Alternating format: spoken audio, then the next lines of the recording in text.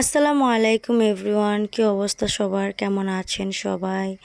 তো আজকে চলে যাচ্ছি গ্রামের বাড়িতে, মানে আমার নানু বাড়িতে বেড়াতে। তো গ্রামে বেড়াতেই তোমরা কে কে গিয়েছো বা কার দেশ কোথায়, অবশ্যই আমাকে কমেন্ট করে জানাতে পারো।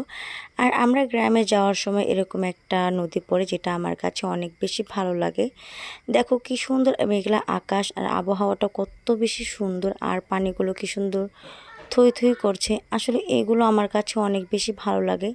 আর গ্রাম তো অনেক বেশি ভালো লাগে, যেটা বলার বাহিরে।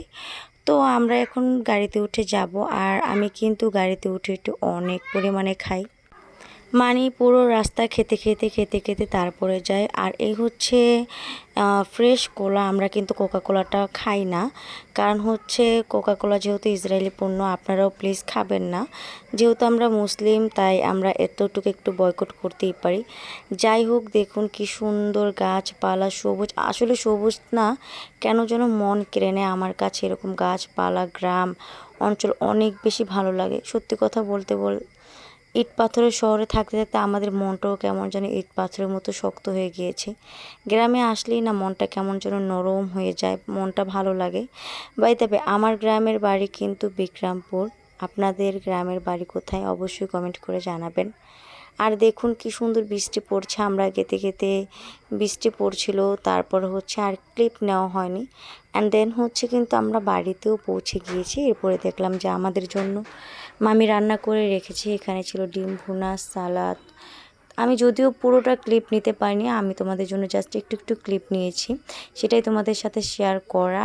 আর হচ্ছে আরও অনেক ভিডিও আছে, অনেক ইন্টারেস্টিং ভিডিও, যে গ্রামে এসে কি কি করলাম, কি কি খেলাম, কেমন মজা করলাম, অবশ্যই তোমাদের সাথে একটা একটা করে সব কিছু শেয়ার করবে ইনশাল্লাহ। আশা করি তোমাদের ভিডিওটি অনেক বেশি ভালো লাগবে।